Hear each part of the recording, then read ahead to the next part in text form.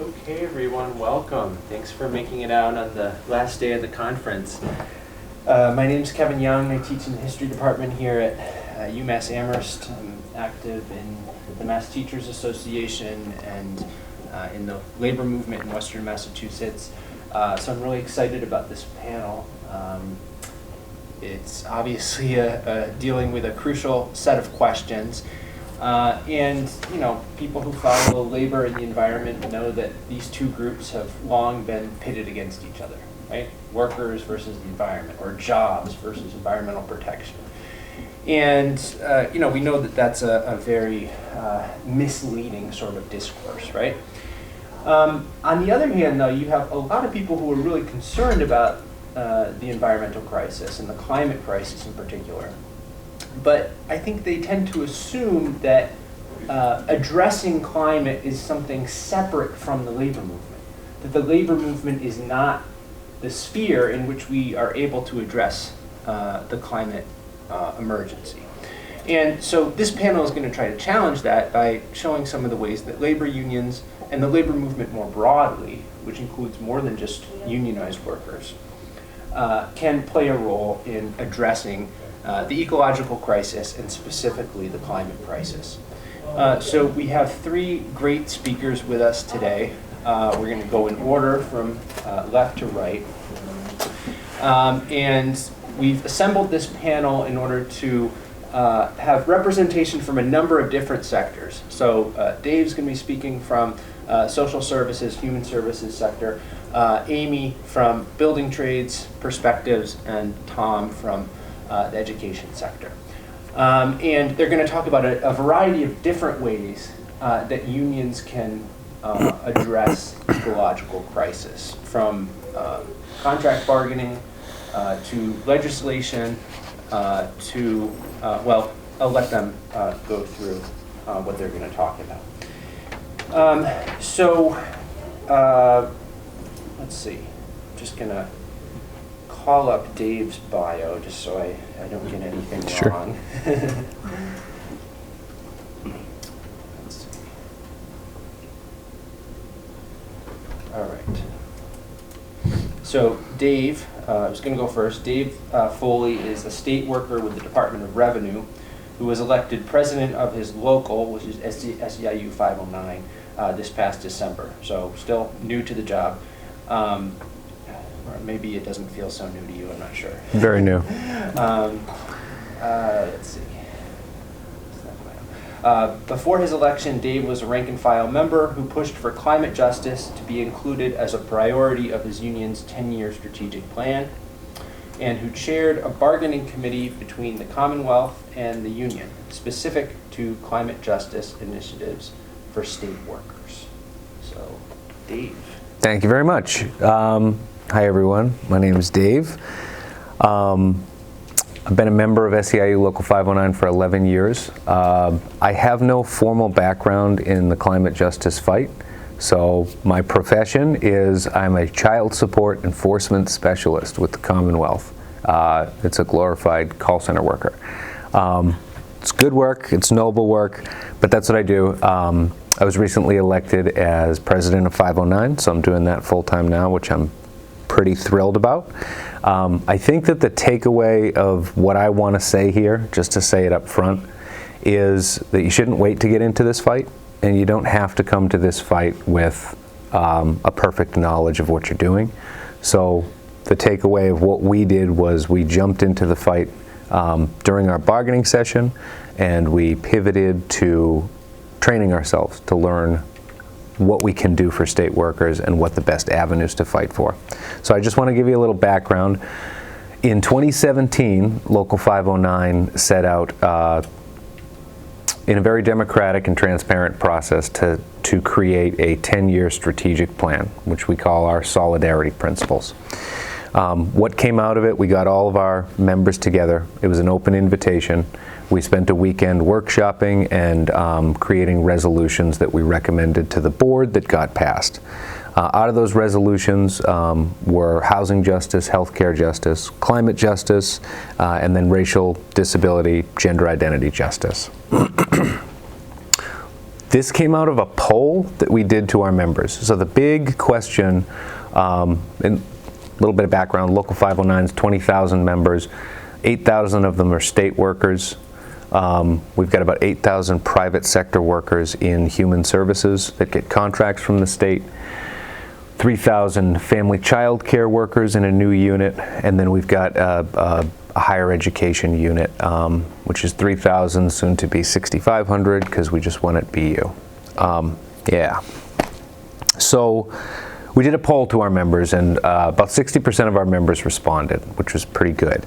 And we found out that our members overwhelmingly wanted us to get involved in social justice fights. It was a fear that we had, whether these are state workers. Sometimes we fit that stereotype.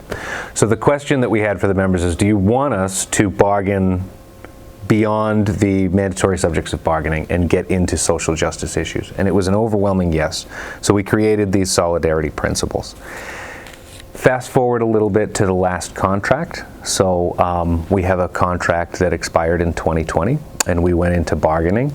It was a funny time to bargain a contract. We began bargaining in earnest, and then the pandemic sent us all home. What we did get out of that contract relative to climate justice, we went in with, very ambitious demands and proposals around electrifying our state buildings and subsidizing our own homes. What we got out of it after all the mess of COVID and leaving the table and coming back multiple times was essentially labor management committees. So the state was compelled to meet with the union at least once a month to discuss climate justice at work, with the end goal being a recommendation to the governor about what can be done. So we began bargaining. We put a team together, we got volunteers, we tried to cover every agency in our bargaining unit. We've got 13 different agencies. And we began negotiating with the Office of Employee Relations at the state. That's like the overarching HR. What we learned pretty quickly was that we were behind. Has anybody here bargained, like formally? Great. So a tactic of the boss is obfuscation and to be dismissive when you don't come into the fight with the same knowledge that they do. So that's immediately what happened right off the bat. So our team began to think about how we wanted to tackle this and what we were going to get out of this in terms of a recommendation, and quickly realized that the employees of Governor Baker were not going to make a recommendation to Governor Baker that Governor Baker didn't want to see. So we pivoted, and we decided to use those monthly meetings to train and teach ourselves about the bureaucracy inside the state, how Mass Save works, what Mass Saves does for people, where it falls short, and specifically about Baker's Executive Order 594. It's called the Leading by Example. This was an executive order that set out target goals for carbon reduction in Massachusetts. So it set out, this was not the law that, as you know, 2035 we won't be able to sell combustion engines in Massachusetts. It wasn't that law. It's an executive order that sets out targets for the state agencies. Most of the state's agencies are under the executive office. So they set out goals about specific to their buildings that they own, specific to the fleets of vehicles that they own, and how to decarbonize them. This was a lot of bureaucracy that our workers did not know about. So what we used those meetings for was to pull in the different agencies and offices to explain to us how all of this works and really educate ourselves. So we've now got 13, 15 members inside Local 509 that are really trained up and understand what Executive Order 594 does, more importantly, what it doesn't do, and makes recommendations to our bargaining committee on how to push forward and what we can actually put on the table. The joint recommendation that was made, a joint recommendation was not made.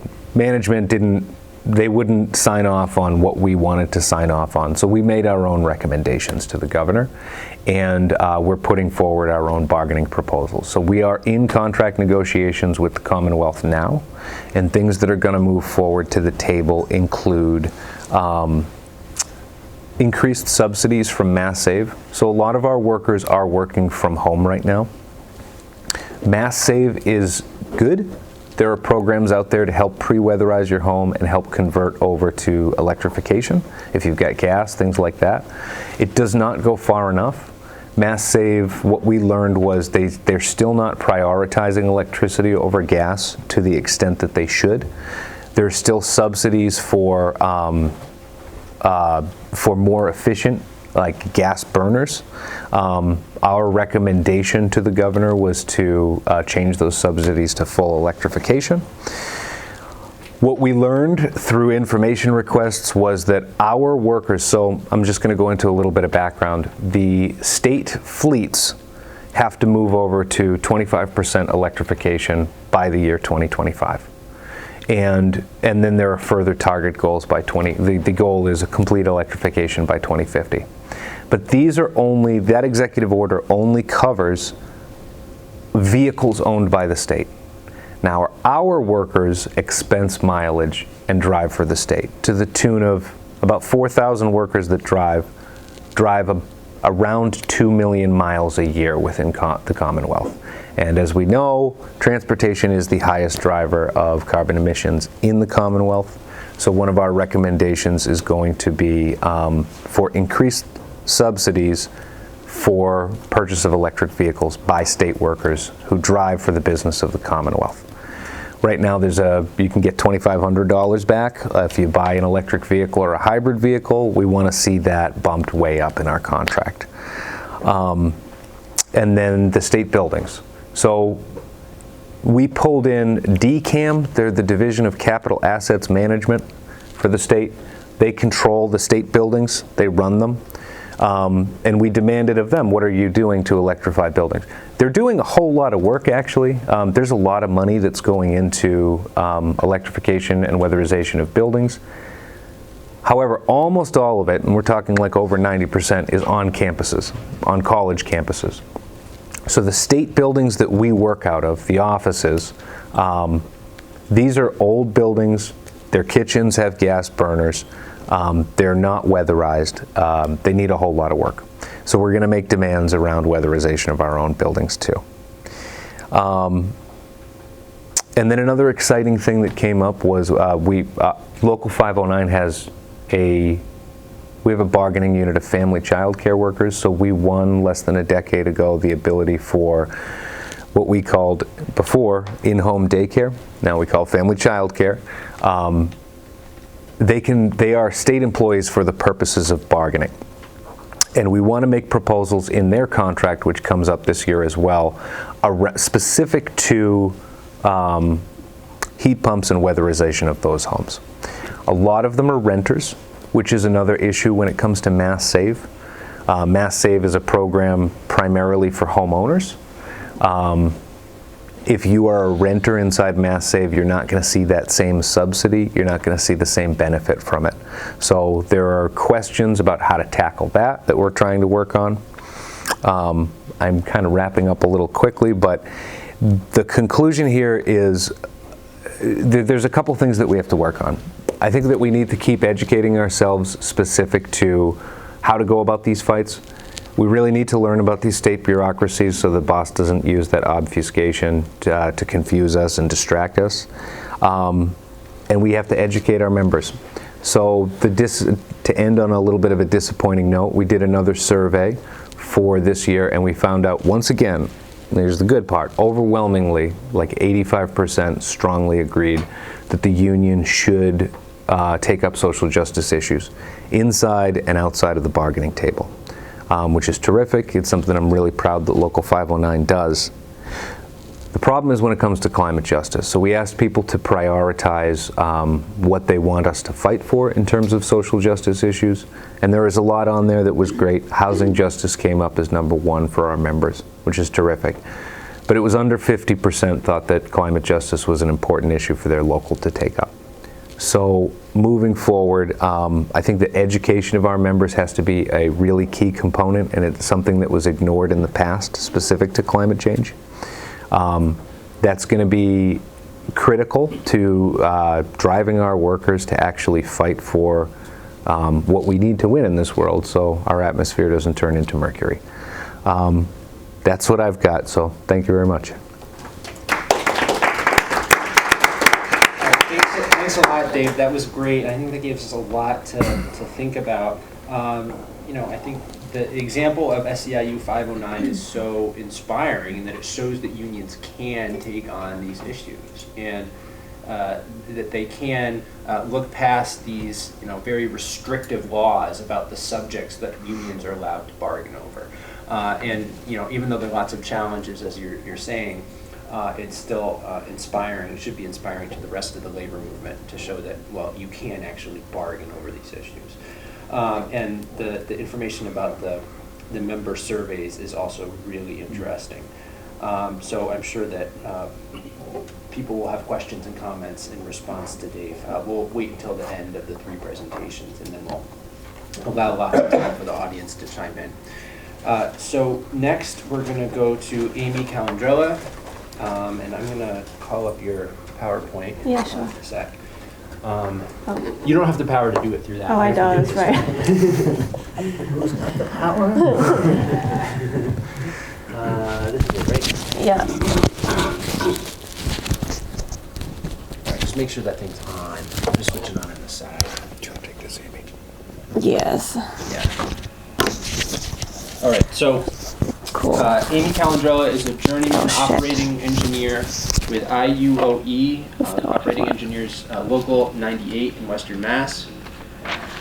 She began her career as an operating engineer apprentice in 2015, and since then has worked in a variety of settings, including asphalt, gravel pit, road excavation, railroad, pipeline, and site work.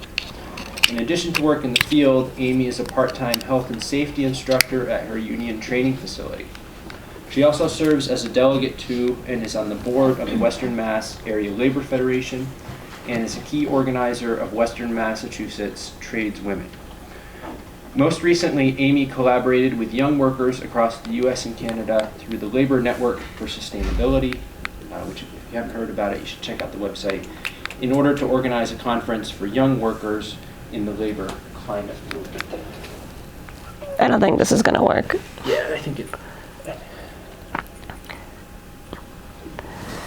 Anyway, I have like 3 slides, so it's fine. But okay, yeah, but I didn't want this. It's working. All right, we're going to have to skip ahead. No, go, it's the other one, Which other one? the down button. The down button. Okay. All right, there we go. This is what I want. I just want, this is like what my office looks like. And so I wanted to whatever, have that up there. So I'm Amy Calandrella. I'm an operating engineer. I run heavy equipment for a living. I've been doing it since 2015.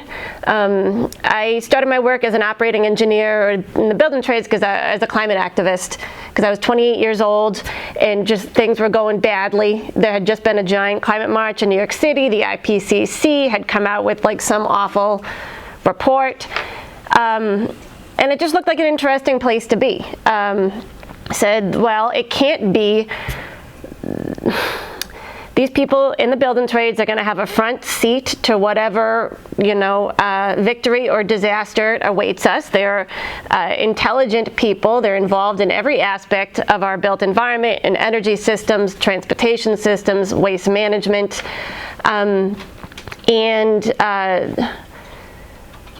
that looks like where I want to kind of live out this future, basically, and be able to make a living. So I sort of took a left turn in my life. I was before I was an operating engineer, I was a student at UMass. I studied English and Spanish. I thought I was going to be an educator. I worked sometimes on a farm, figured out I wasn't going to make any money or live very long. So spent some time as social service work. I was 28 years old and I was like, I need to make some money. I want somewhere to stage my political fight. So let's give this a shot. And I've been just thrilled with my decision because it really put me sort of face to face doing something every day that doesn't make it easy to feel good about myself, basically. But it is sort of the the reality of how our economy is set up, and by decision, sort of I have to every day decide to feel good about myself and have like a really accurate understanding of our class dynamics and what's really going on with climate change and the way our society is organized.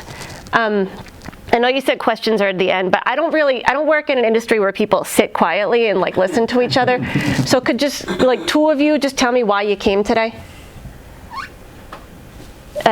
Yeah, you in the scarf. Yeah. Well, I'm rather active in the climate justice movement as well. So back in Germany, I'm just visiting here, and on a strategic level, we've just started to talk about getting more involved with unions and doing strikes. So I was interested in how that can be combined. Awesome, thank you. And you? I do environmental justice research, and I actually am thinking about doing environmental economics research here at UMass. And I do a lot of sort of research on strategies that environmental justice groups can employ to be successful in their campaigns, and a lot of our work has run into the fact that unions are a huge driving force in successes in labor fights. The most salient example I can think of is like, also like the biggest reason I think I'm here is that the difference between unionizing in like fossil fuel jobs as opposed to renewable jobs that are unprotected and like temp is a big thing I'm concerned about. Right, yes, good. I'm glad you said that. I'm going to talk about that a little bit. Thank you. Right, so I don't have an elected position with my union. This is not like the operating engineer's official platform. I do have some slides that show what the AFL-CIO is working on in relationship to the building trades, but a lot of sort of what I have to share just comes from my experience in the field as a rank and file worker, and some of my experience working with other building trades workers across the US and Canada. So in 2019, I was working on the Dartmouth College campus. They're putting up like taking out a big hill and putting in a big parking garage, basically. And this is part of the reality for a lot of construction workers. We travel to work, right? I was sort of young and new and fresh and trying to show the guys on my hall, like, yeah, I'm hungry, I want it.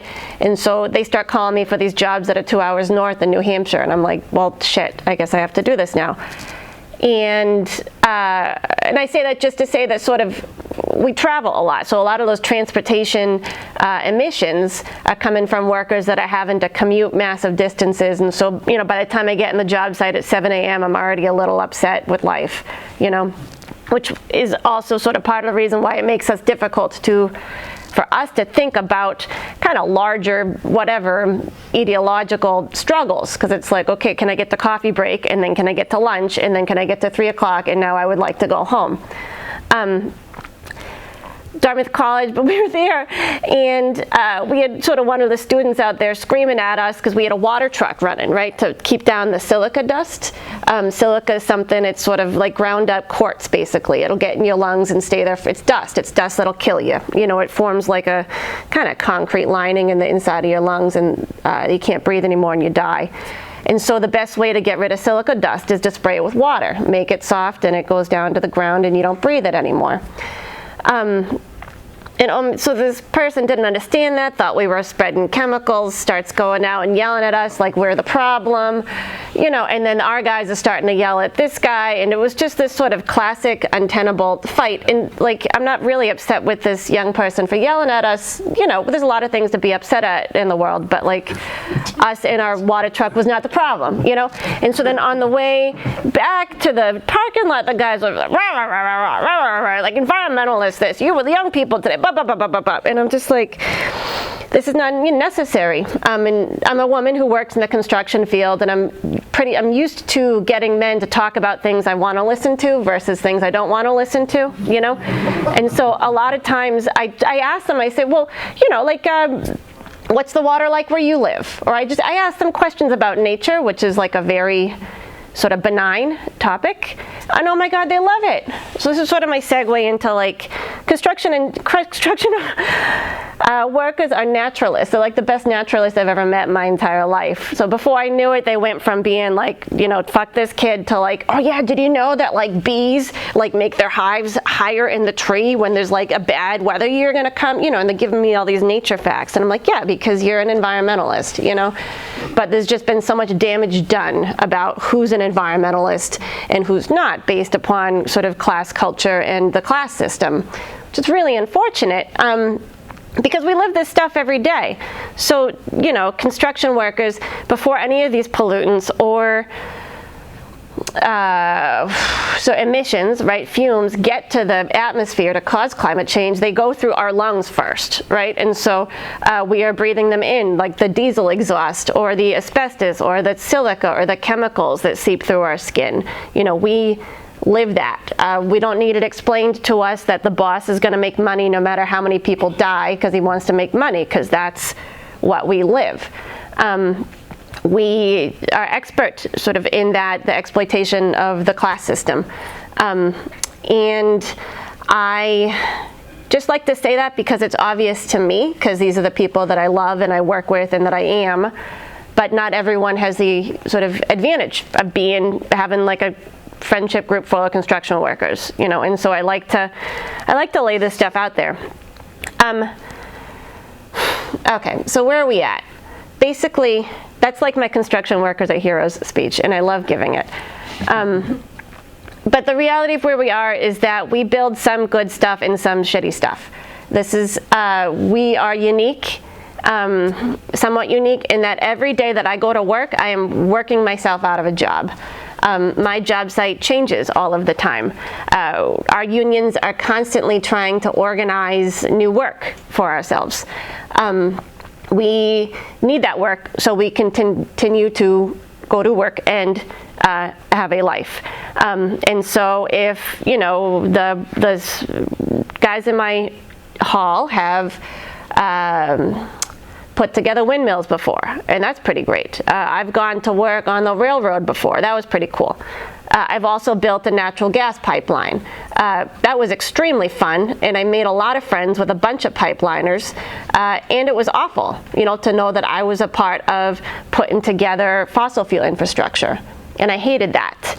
And these are the jobs that are available to us right now. It doesn't have to be that way, but that is the current situation. And I like to advocate that people, the environmental movement, stand with us and sort of look at this kind of pickle we're in relationship to the class system, instead of sort of stand against us. I've gotten yelled at before, you know, on a job site because I'm building this or that, and it's frustrating, right? I'm sort of already upset by 7 o'clock in the morning, and then I get yelled at, and then I want to yell back, and then, you know, who's getting richer, basically, when we're in that scenario. So we built some good stuff, we built some nasty stuff. I think it's useful to focus on the yes, sort of what is it that we do have to continue to build. There's a lot of wins here for building trades workers. There's a lot of wins here for workers, not only in terms of the things that we're going to get to build as our built environment changes and our energy and transportation systems change, but also as we're able to advocate for a better social service net.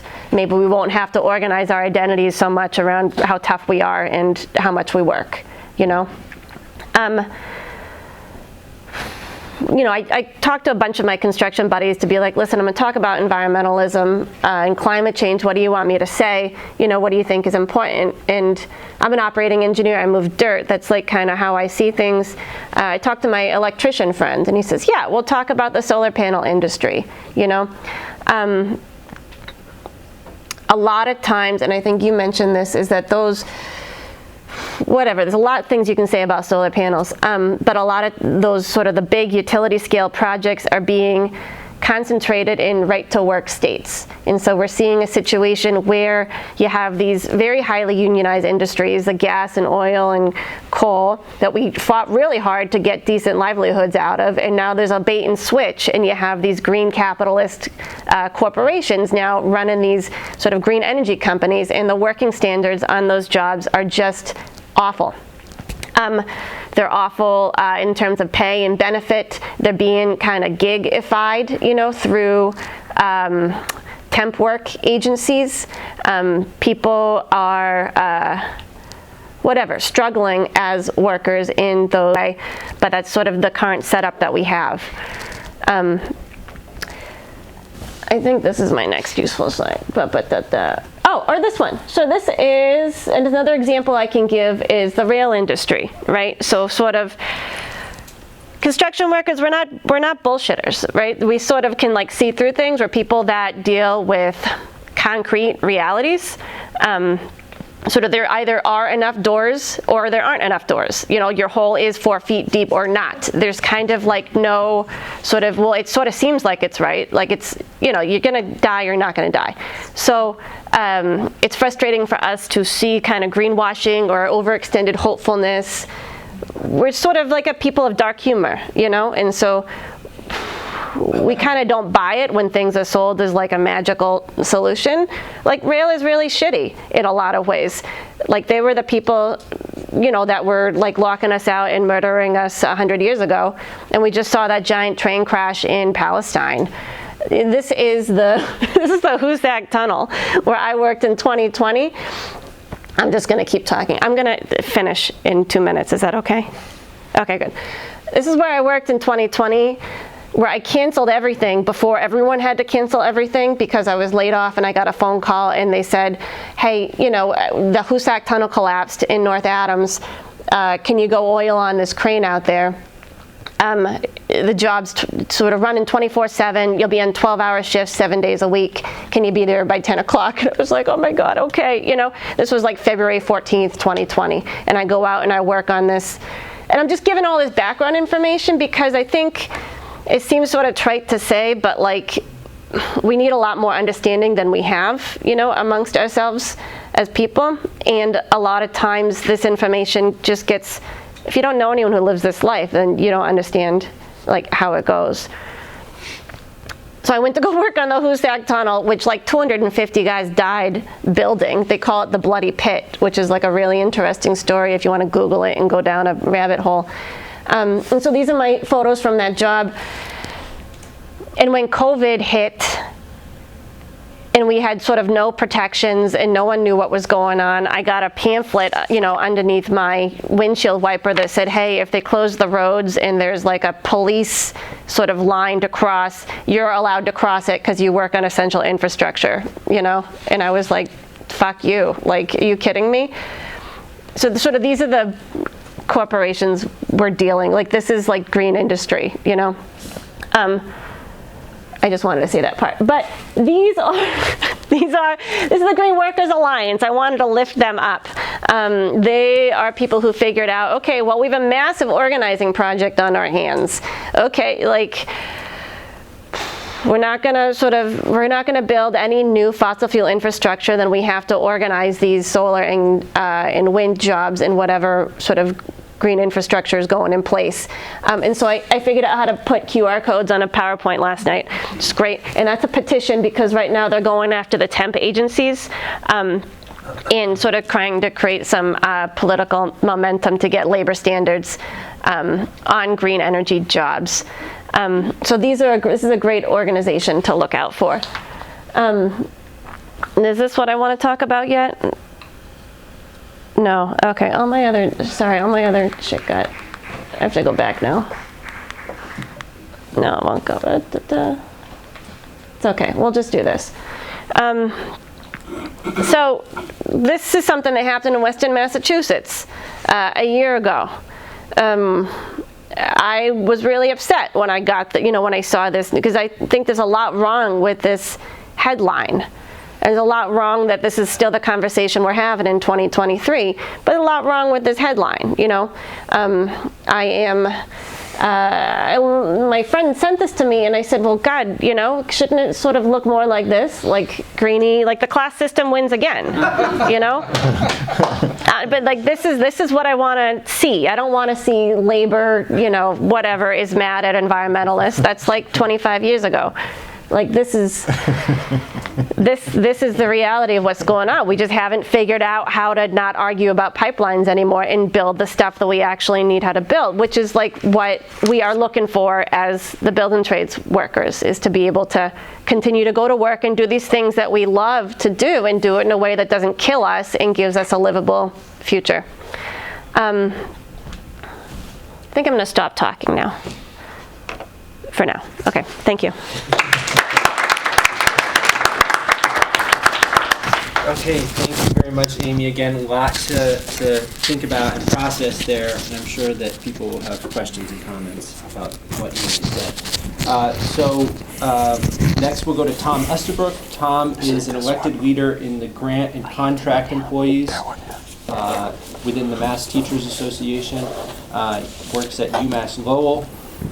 He's project director and educator on a grant-funded worker health and safety training project based at UMass Lowell. He's a member of MTA's statewide Environmental Health and Safety Committee and MTA's Climate Action Network. He is also an adjunct professor in public health at UMass Lowell. Tom. Thanks. Can you get those? Yes. Get the slides. I have just a few, but you get to set up. Thank you. I'm glad to be here today.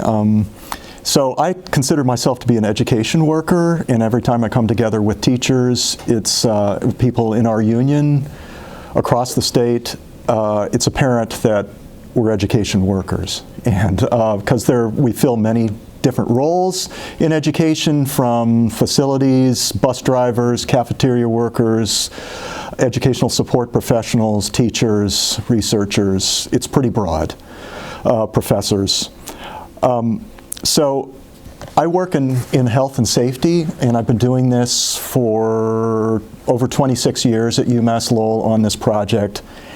And we have, and have had more in the past, a real hub of health and safety researchers and educators at UMass Lowell. It's been hollowed out by the neoliberal university, if you know what I'm saying. I think the kind of like the more profit-oriented driven university, which affects all of the UMass campuses.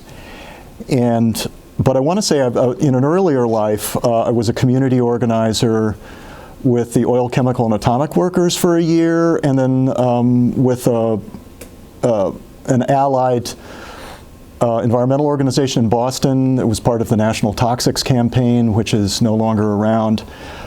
So I have experience, I think, working with heavy industry workers. The OCAW, there was a local in Baton Rouge, Louisiana, that I worked with after they had suffered a 5.5-year lockout from the BASF Corporation just outside of Baton Rouge.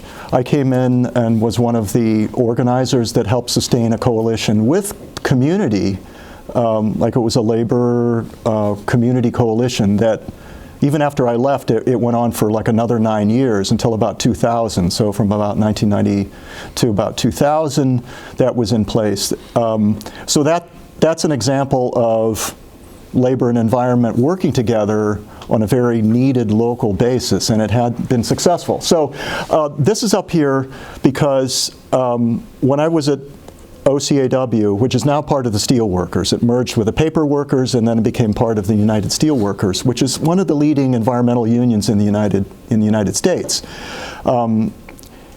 So this is Tony Mazzocchi. I don't know whether anybody's ever heard of Tony Mazzocchi.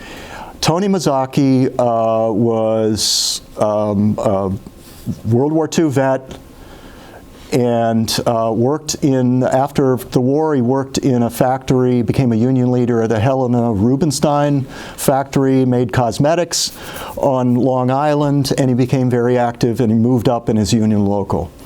And he figured out pretty early on that you have to build coalitions. in order to leverage the community to be able to put pressure on the bosses. And one of those relationships that he was able to build was another guy named Barry Commoner. Don't know whether you might have heard of him. He died a few years ago, maybe 10 years ago. Barry Commoner was a radical ecologist who got his start in political things fighting against atmospheric atomic testing. And he enlisted Tony Mazzocchi to help him. So they developed a long-term relationship. You've got like an industrial union guy and a PhD biologist ecologist with a long-term relationship. And they did very important things together. So they have guided me. They've guided a lot of their thought and their spirit has guided a lot of our work on health and safety. In fact, I want to say about Tony Mazzocchi, he actually came up with this idea, not alone, of course, you never come up with ideas alone, called Superfund for Workers, which then got developed into Just Transition. And became adapted to like community perspectives. So it wasn't just industrial workers, it wasn't just the building trades, the people that could be laid off if you were moving towards a greener economy. It was communities too. So that was an important influence there. All right, so I'm mentioning this and then I'm going to move to what I do with MTA. But what I want to say about Barry Commoner is very early on, late 60s, early 70s, he was saying things that are as relevant today as they were then. But he was drowned out because it was too dangerous. He was saying that basically our capitalist system is wrecking the planet. And although he didn't use the term capitalist, he said our system of production, he had to deal with tenure and all of that stuff in academia. But he was saying that. Our system of production is killing the planet.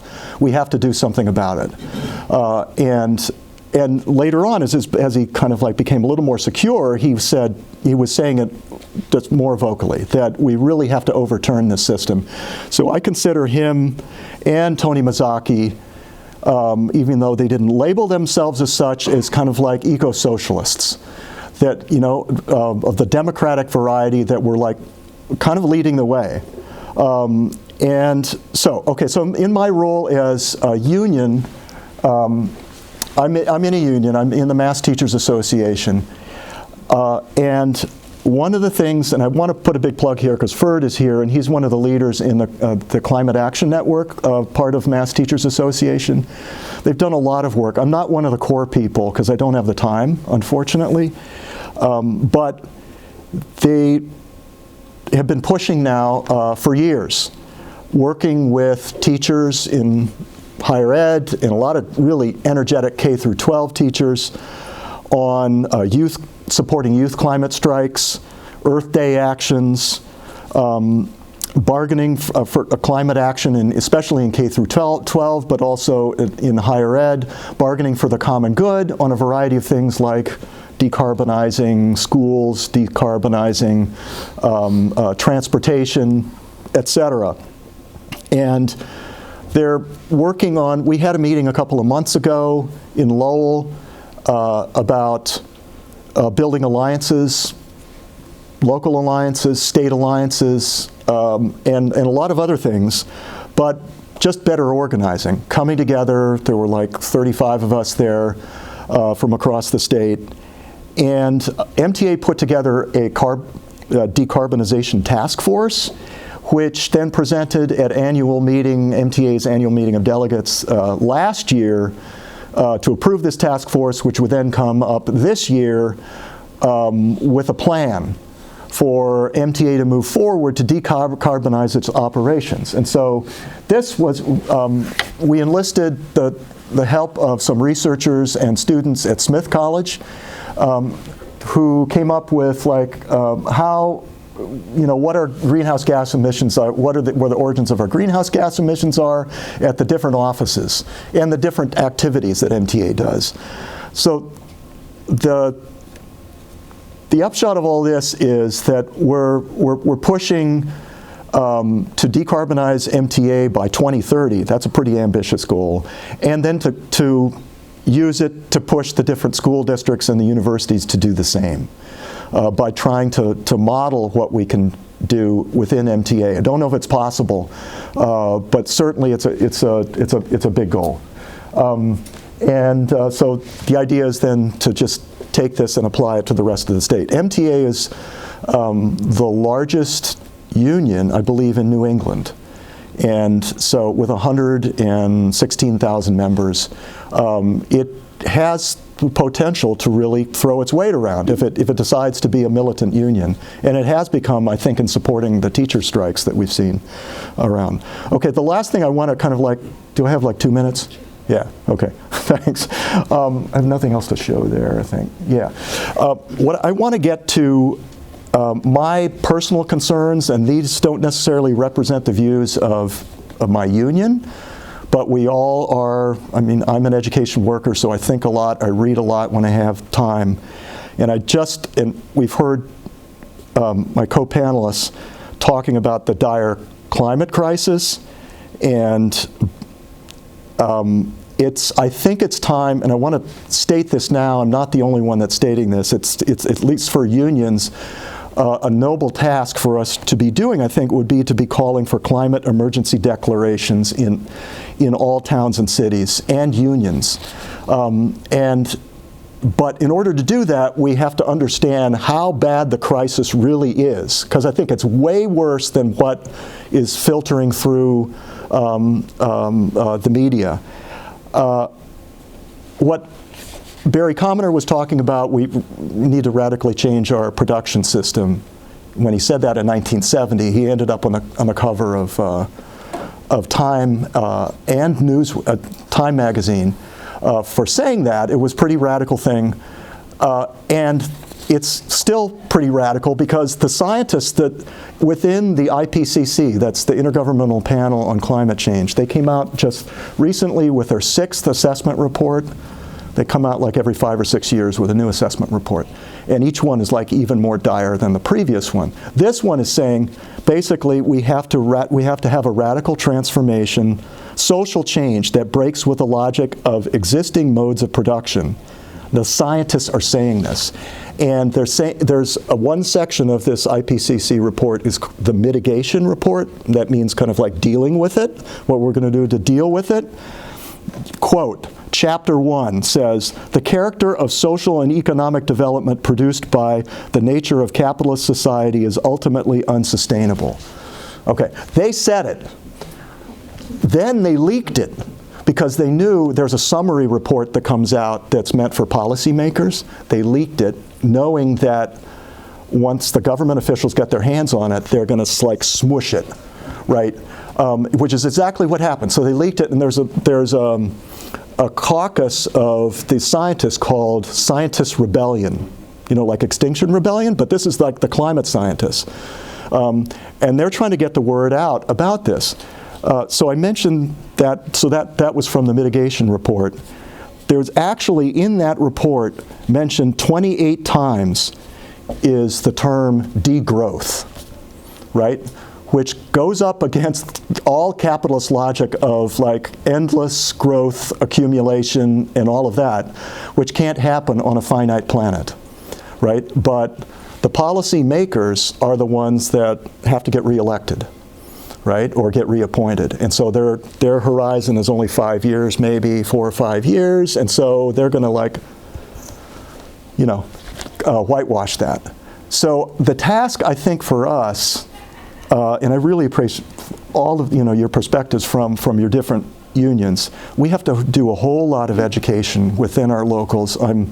I think it's really telling to hear that less than 50% were really in support of kind of like climate justice action. Now, if the truth got out, right, if there's some way that we could get this out, and I don't know of any other way other than just organizing and political action within our unions. Because I think the unions are really have to take a leading role in this. Education unions, the building trades, the industrial unions, the service, the social service unions, everybody. I mean, if we try to kind of like imagine what would it look like if in every town there would be emergency meetings happening all the time on climate. It's not happening. So how do we get there is my question. And so I appreciate listening to my little diatribe here at the end, but I think I'm done. Yeah.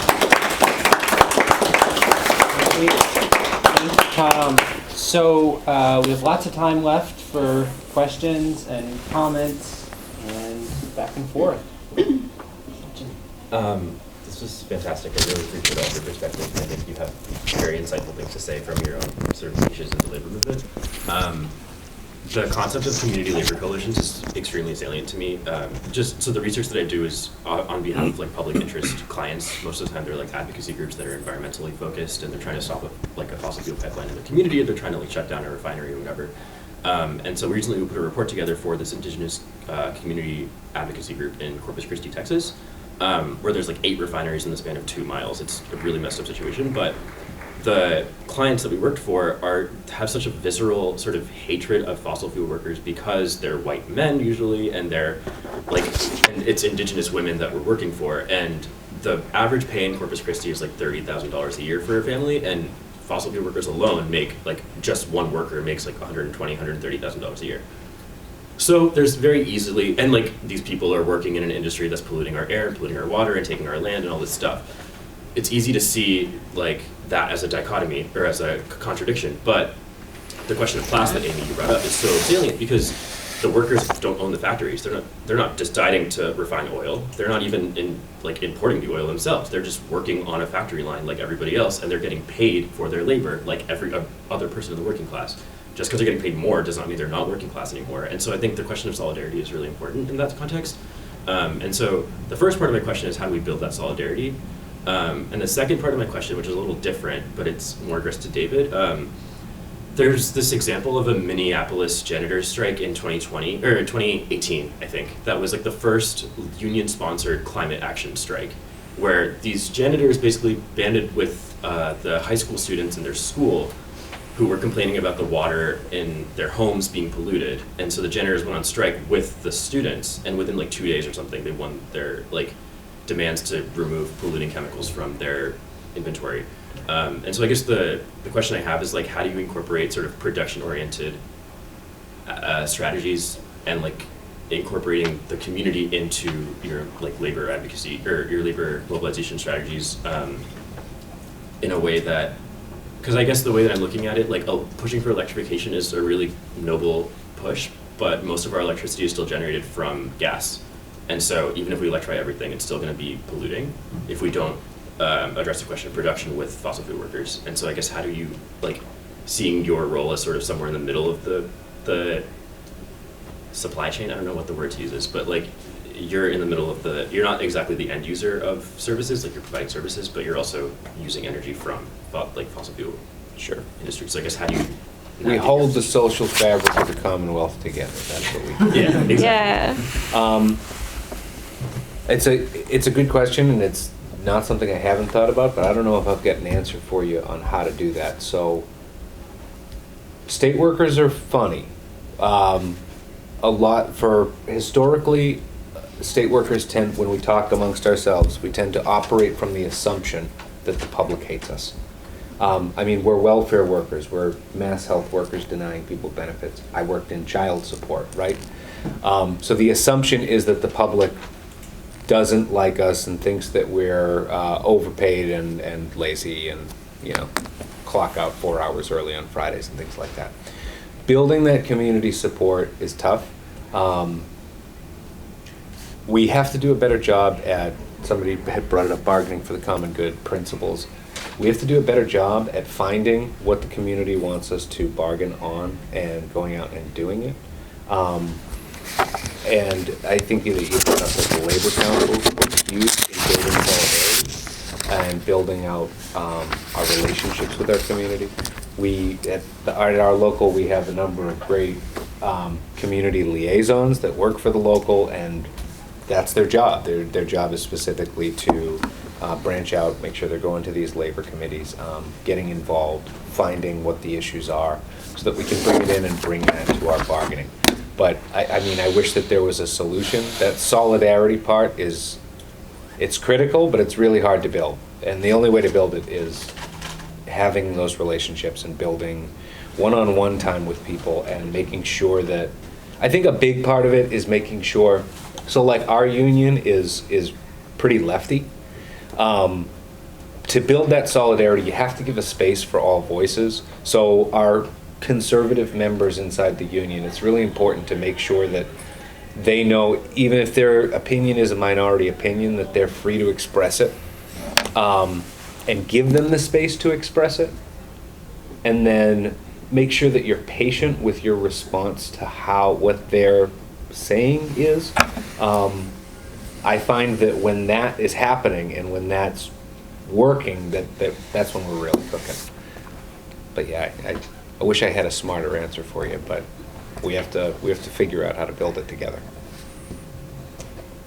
The other thing I'd say briefly is, I'm sure you've been in touch with the Texas Climate Jobs Project. Yeah. Yeah. So they're sort of people that are trying to figure out this kind of full time.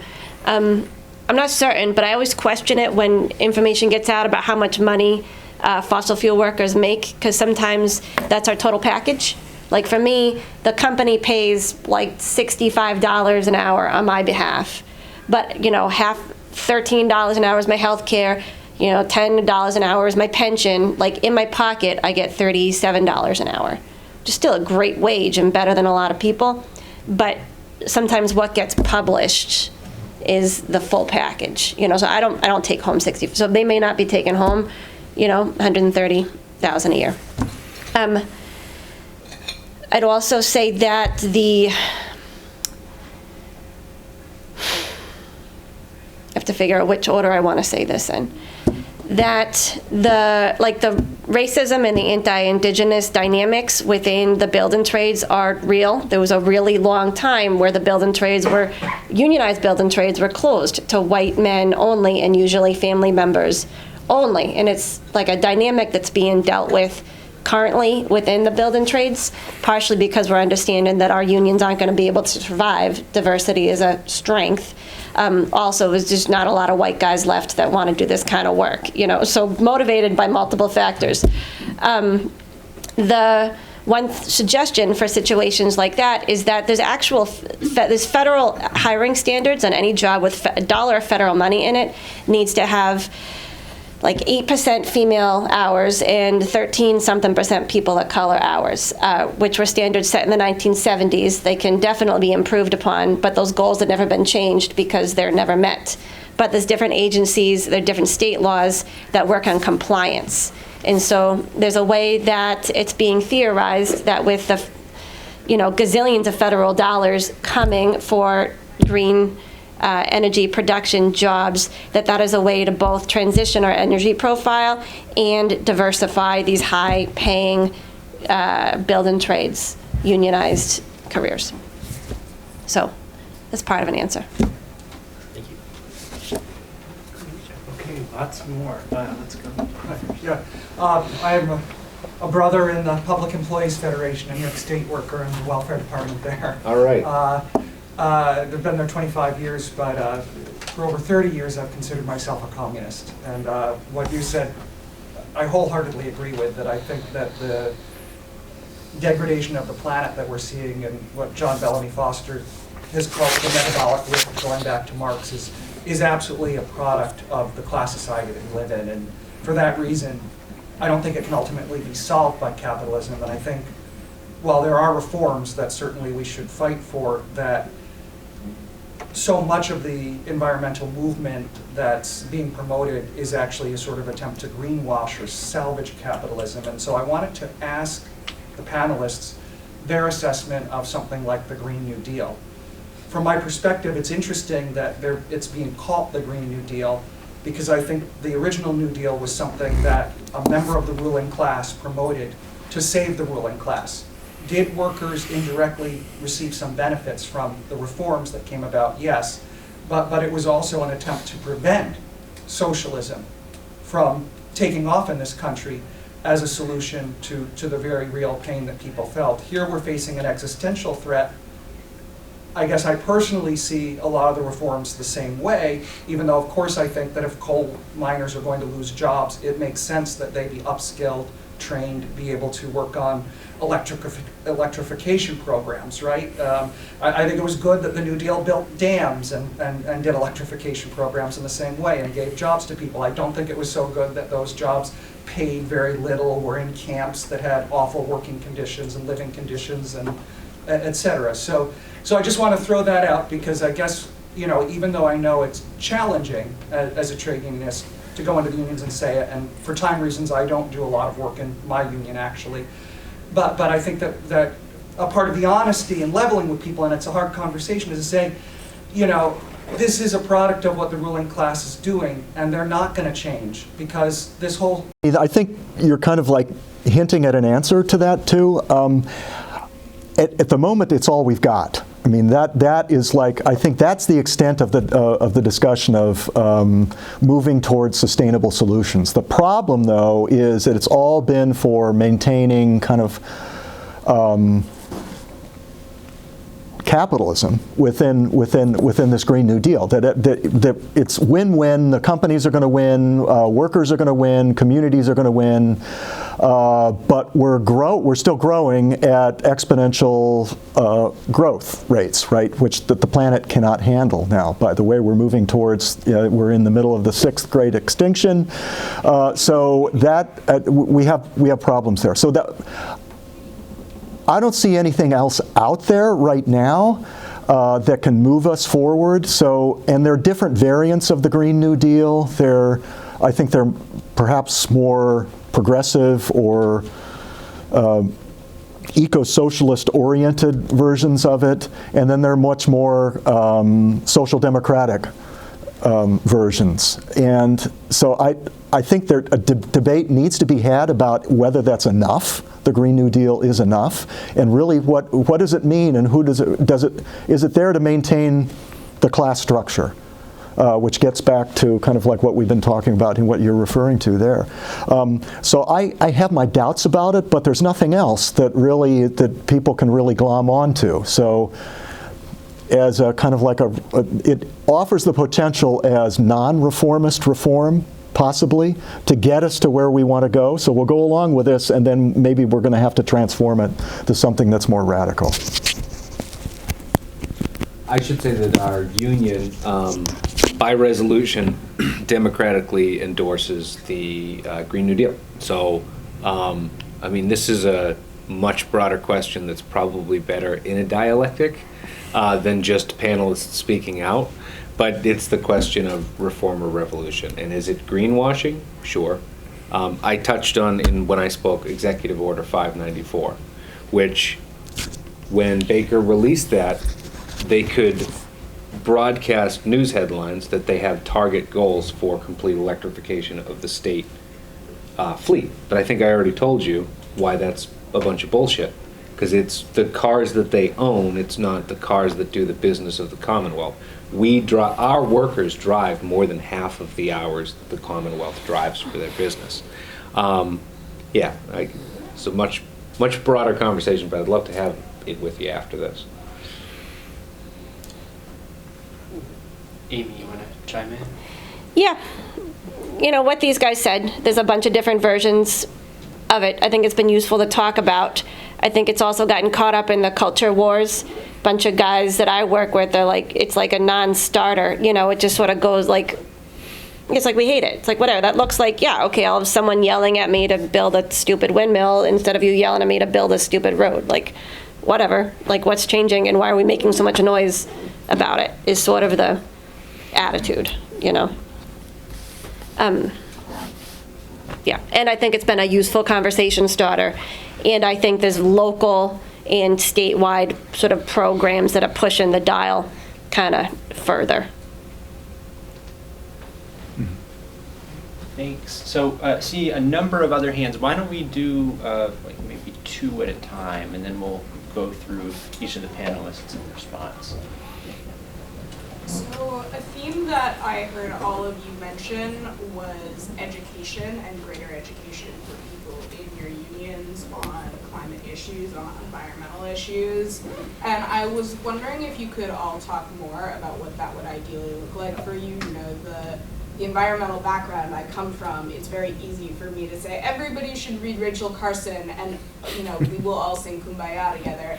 But science communication is actually like differently beneficial in different ways for different people, and you know, specifically from an organizing perspective and a union perspective, what is it that you think you need to see in science communication and in education on these issues? And one more? Yeah, kind of in the same vein, I'm interested in kind of talking about solutions on education, like going beyond education, pointing to, you know, how do you communicate the fact to workers in the extractive industries or the trades, like the unique position they occupy in terms of the supply chain and their ability to affect the policies of the companies that are perpetrating climate change, right? Because the climate change is being done by these corporations, not by the workers who work in the industries necessarily. And so how do you articulate that in a way that, you know, says that, you know, labor activism is also climate activism, because you are the workers in these industries and you have the ability to directly influence the operation of these corporations, right? I'm curious if that's a topic that comes up. All right, why don't we go through the panel for responses now, and then we'll open it back up. Who wants to start? Dave, do you want to start? We'll just go Sure. across. I want to defer your question to Amy, because she's a lot more insightful on that than I would be.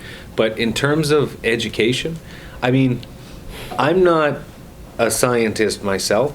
If the question is like how do you do science education for like rank and file members of a social services union, I'm at a loss. You got to tell me, which is what we need to teach ourselves. But I just want to talk about a couple things with education.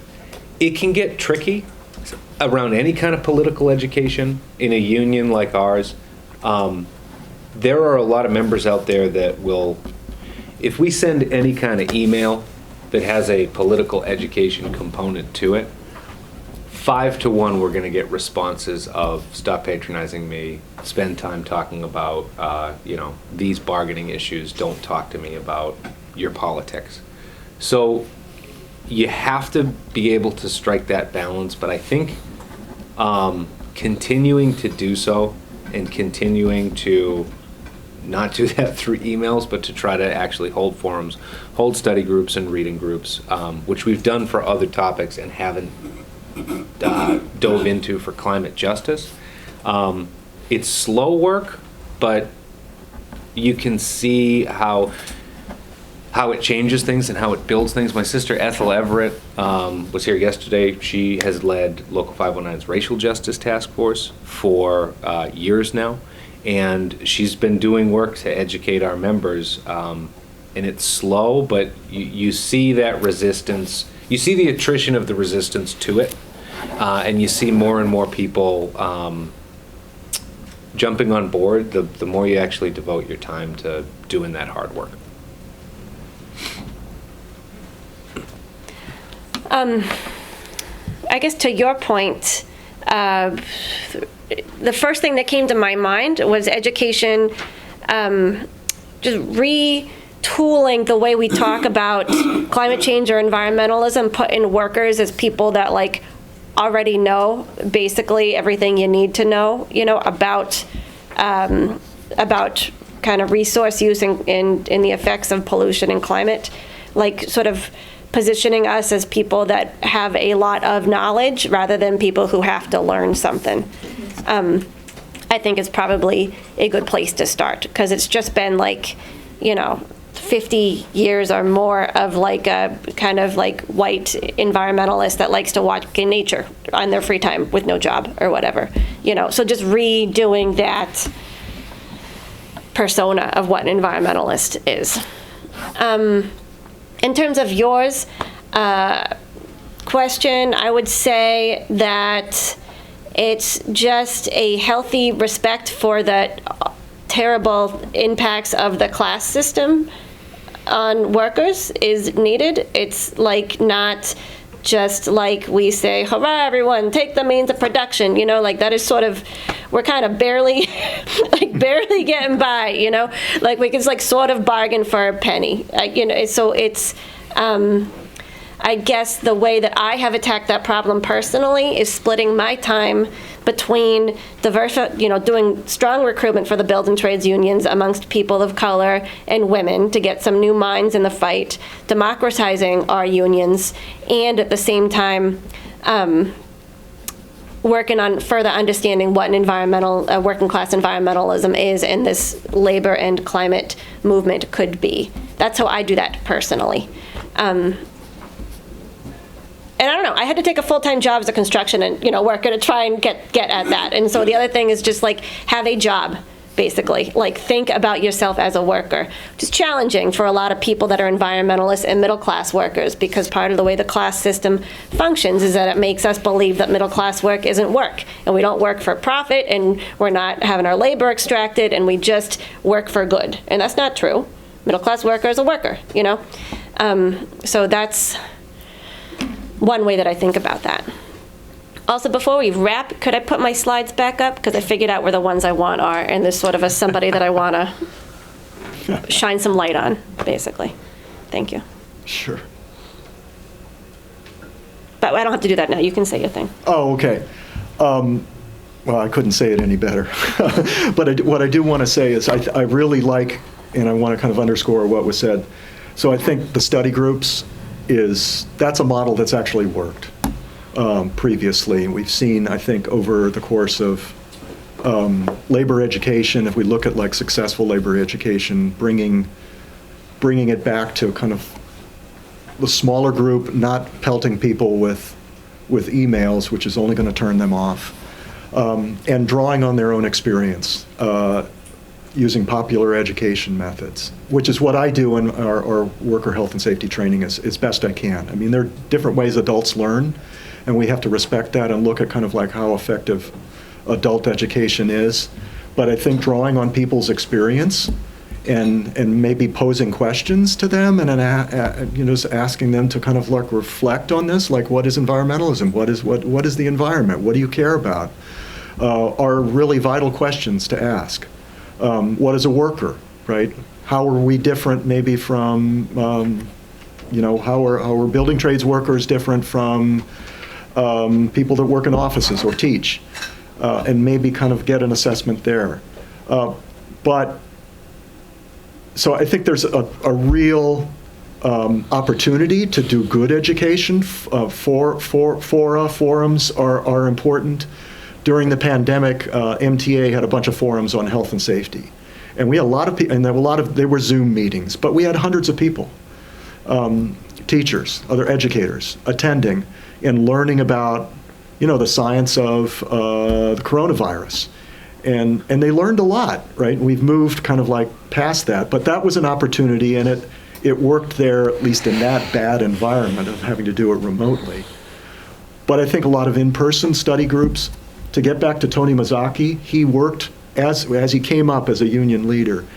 He had, they read books, right? And they talk, and this is in the 50s, right? So they're in can imagine the 50s was a rough time to be a union. I mean, union leaders, that was the heyday of unions, but politically it was bad for progressives because it was conformity. That was the environment.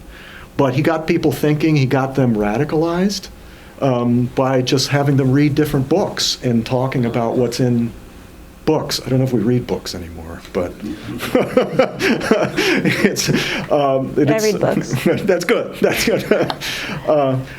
So I would just like to emphasize that, and I'd like the comment: labor activism is climate activism. I think if we can find a way to help pose that for people in our unions to see that, the work that we're doing really, we need to unionize all of these industries, education, all of them, to have a fighting chance. Because this is a global class struggle. I'm not the only one to say this. There's a book out called Climate Change as Class Struggle from Matt Huber. Right. Class war, right, that's even better. And that, we have to see it that way. And the more we can do this just through small groups and having different like forums, step by step, is the way to do it, and build up a new consciousness that way. Before we get to your slides, can I just add one other thing about the education piece, which is, I think in our answers, my answer at least, I focused on the assumption of people being uneducated and needing to educate them, like as an answer to why our poll numbers were so low, why people cared about climate justice. But you'd be amazed when you start having one-on-one conversations how much some people actually know.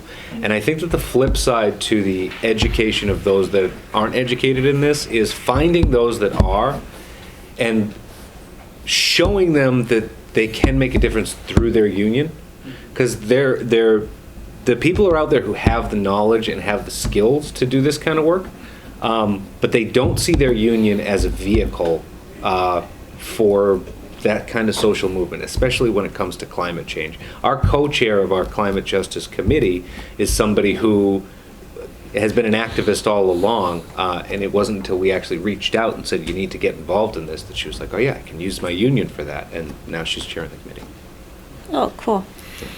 I know we're done.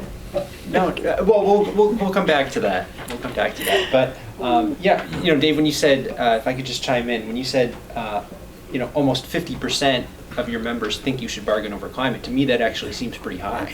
Right? That seems, that seems really promising. There's a lot of potential there, and given the fact that our, mass media in this country don't cover the climate crisis anywhere near in proportion to its magnitude, to its severity, I think that's. You have a real foundation to work with there. But, obviously this is an important question about member education. So why don't we take a few more? Yeah. Oh, I thought we finished at like 11:15. We have 10 more minutes. Oh, we do? Yeah. Oh, cool. So let's do 3 or 4 more, and then we'll ask the panelists to respond. Is that true? I'm glad that conversation about the Green New Deal has been illuminated so many times here. And I'm curious about the concept of like reskilling. The advocates for the Green New Deal will talk about job creation and how we need to create industrial policy which builds new industries around the green economy. And at the same time, there are workers who will not be reskilled into these new jobs because the location is different or the career timelines are different. And we are also talking about people who have been systemically excluded from the labor market in these industries in the past now joining. So how does the labor movement respond to the fact that for some unions this will mean a decline in their members, and also some members are not going to be able to find the jobs that they want in their community and will either have to move or will have to leave their jobs entirely? Yeah, appreciate y'all so much for this. I suppose you said you're an educator, so I suppose I'm in my grad student worker union. So I suppose I fall into that as well. One of the challenges that I've seen is I'm in that, and then I'm also part of sort of like Black organizing at school and in the community. This kind of question of, Amy, that you mentioned of like students kind of yelling at workers around like climate change, and actually this, I think, headline made me think about just thinking about ways that like, whether it's through coalition building or just through relationship building between folks that are either maybe one foot in like the labor movement, one foot in another piece, or separate, right? In terms of changing like the narratives around some of these things, right? Instead of like climate, instead of climate activists and labor union workers are, at odds, right? Actually starting to like shift some of that, not internally, but like externally facing. I know it's a challenge because the media, right, corporate media does not do that, right, and likes the shock and awe. But I'm curious if there's if any of you have seen kind of like effective ways that those kind of connections have been formed, and then sort of kind of particularly like externally facing sort of like had any progress, right, or any sort of ability to kind of really like say this is a path forward for us to work together in. Anyone else? Yes. I'm just wondering, do you have any suggestions that 509 state workers should be using their power to demand? Like, are there common good demands that are missing from the things that they've listed? I think one more we could squeeze in, and then we'll do a final go through for the panelists. Anyone? I'm not sure how to phrase this, but it seems like every industry has its relationship to the crisis, to the climate crisis. So for human service workers, it's relevant in a certain way. For building trades, for education workers. Also, when we talk about, so the question is, how do we do that?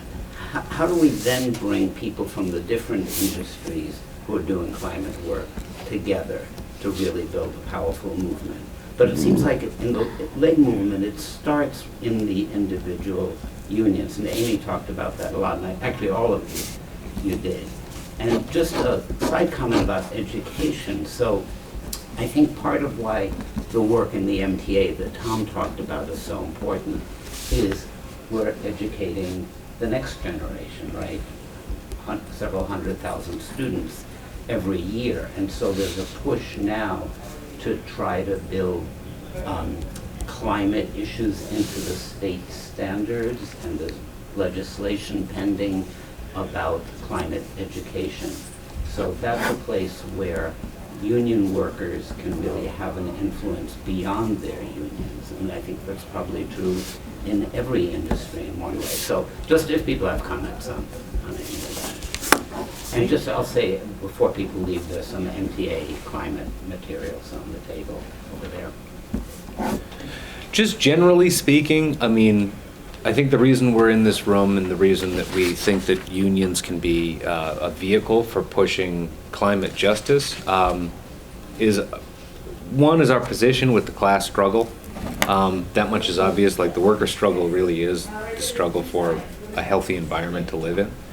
But it's also, I mean, we've got organizational power, we've got money, we've got resources, and we're not capitalists. So it is generally a great vehicle to push for social justice change that might not necessarily be greenwashed, or your bullshit meter's not going to go off as much because we're not making a buck off of it. Now, when it comes to, now the big question that somebody brought up about how, I mean, I'm not in the building trades, and the building trades are different than the kind of union that I'm a part of.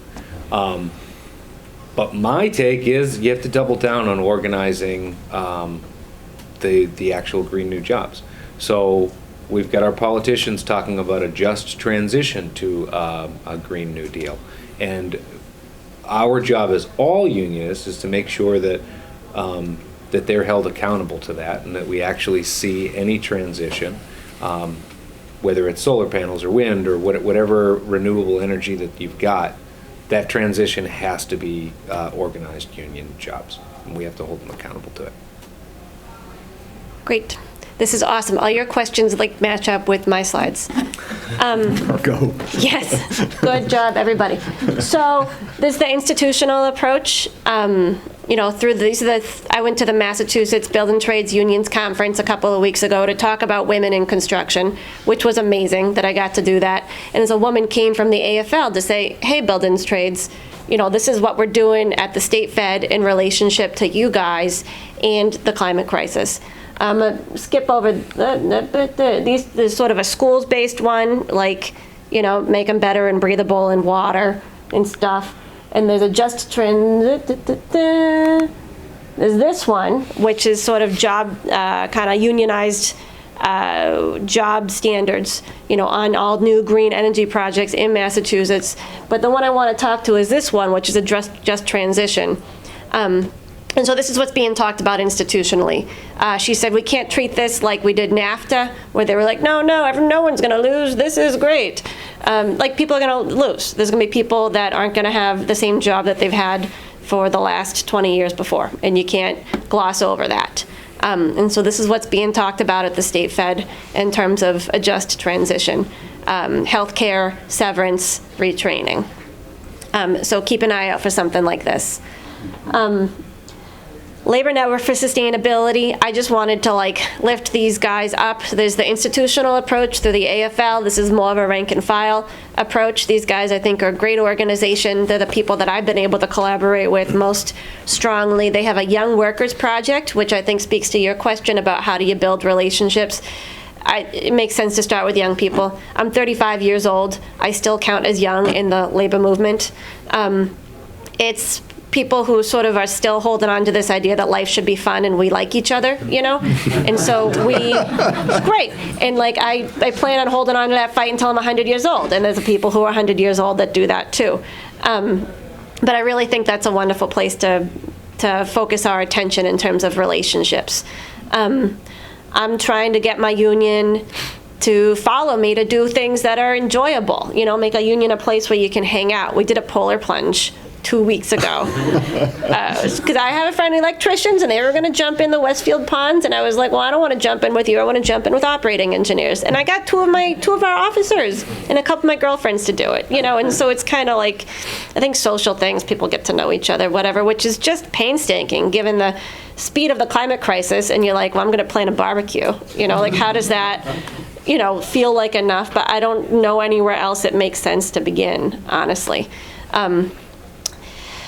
So I really want to lift these guys up, and then particularly, this is sort of to get you the Labor Network for Sustainability. And then these are my people. So we planned a climate convergence for young workers in the climate labor movement last year. It was a ball.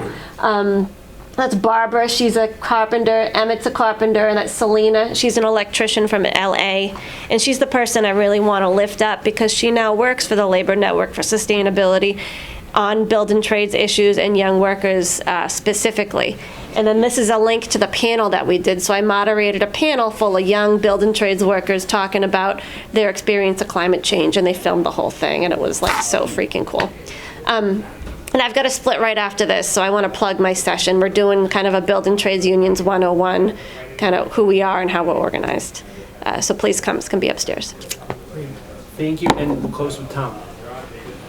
Yeah, I appreciate this discussion here. I want to address the one issue of the loss of jobs, let's say in the fossil fuel industry.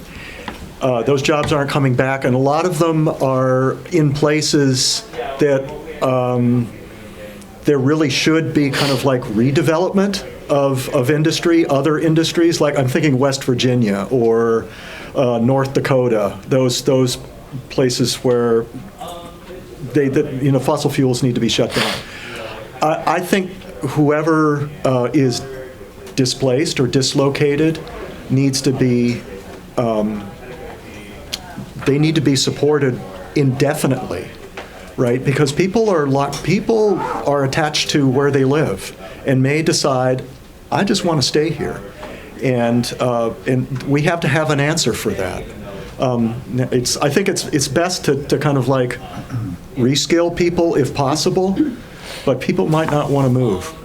And I think things need to be decided, I want to say just finally, democratically. All of this needs to be decided at many levels democratically, and it's not.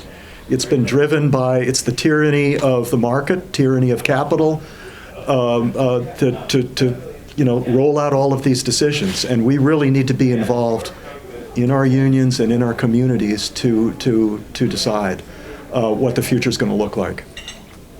Thanks. Okay, good note to end on. Thank you, everybody. Thank you.